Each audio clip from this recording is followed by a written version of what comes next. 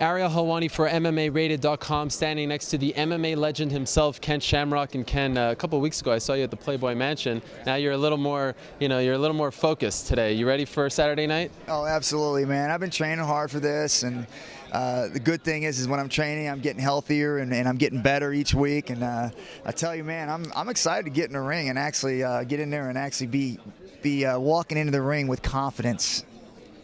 So you're very confident. I mean, are you implying that maybe in your last couple of fights you were sort of lacking in that department? I was dodging injuries, you know what I mean? I know I keep hearing that over and over again, but you walk in there and you lose. It's still a loss. It's not an excuse.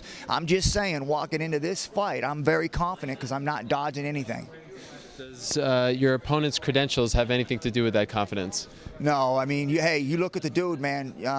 He's powerful. He's dangerous. You can't take him lightly. I mean, I got to go in there and I got to be sharp. I got to be on top of my game.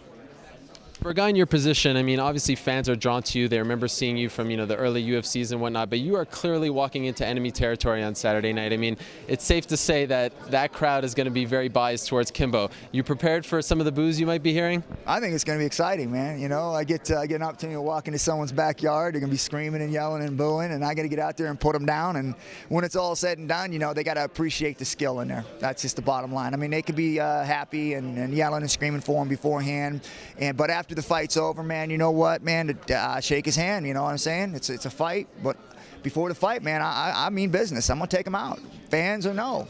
It'll be like the old WWF days. He'll be the heel. Absolutely, man. All right, well, let me quickly ask you, because at the pre-fight press conference here, you said snap, crackle, pop. Obviously, that is what you're looking to do, but he is going to want to stand and trade with you. Are you totally prepared to, take his punch, take his best shot? Absolutely. Like I said, I'll stand by this. I don't see anything that he does that scares me on the stand-up. If I stand there and I let him hit me, yeah. He's a big guy. He's strong. Of course it's going to hurt. I ain't going to stand there. The guys that he's knocked out have stood there and let him hit him. I'm not going to stand and let him hit him. I'm going to move and I'm going to hit him. Was there anything you saw in that James Thompson fight that you'll look to sort of exploit this time around on Saturday? No, I know he's not going to come in like that. I know a lot of people keep talking about the James Thompson fight, but you know what? If it's that obvious to everybody, it's obvious to them. So therefore, it's not going to happen again. They're not going to let that happen again. If they do, then shame on them. And when you say them, obviously Basrun, a guy you know a lot about, you guys have fought before. You think that he might be giving him some tips from, obviously that was a long time ago when you guys fought, but he is very familiar with your game. Do you think he has an advantage having Boss in his corner? No, I don't think it's an advantage, but I do think it helps him. Obviously he's going to know what I'm going to do. He knows how good I am at it.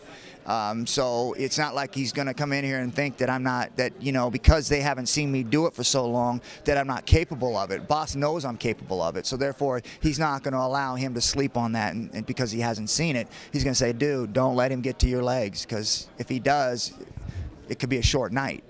All right, final question. We've heard about Elite XC wanting to do pay-per-views. We've heard about them wanting to match up Kimbo Slice against, big bad opponents. Brett Rogers has come to mind. Will you take some extra added pressure to try to spoil their party, so to speak, and ruin their plans for the future? It's exciting to me, man. I get to come in here, and there's so many things that I can ruin right now, and I'm excited. I mean, it's gonna be a lot of things I get to do on this one, and it's funny because I know the ability that I have. I know what I'm capable of doing.